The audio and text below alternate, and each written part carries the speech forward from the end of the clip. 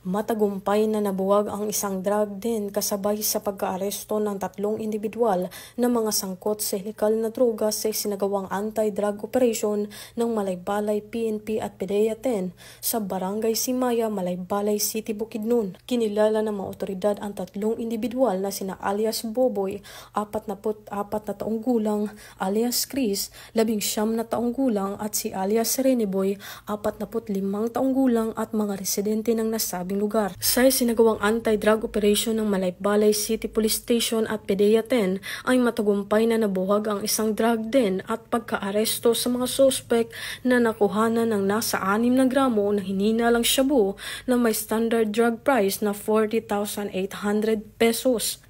Ang mga suspect ay nahaharap sa kasong paglabag sa RA 9165 o Comprehensive Dangerous Drugs Act of 2002. Mula dito sa Police Regional Office 10, ako ang inyong Police News Network Correspondent Patrolwoman Danasa Berdos, alagad ng batas, taga-taguyod ng Balitang Pulis.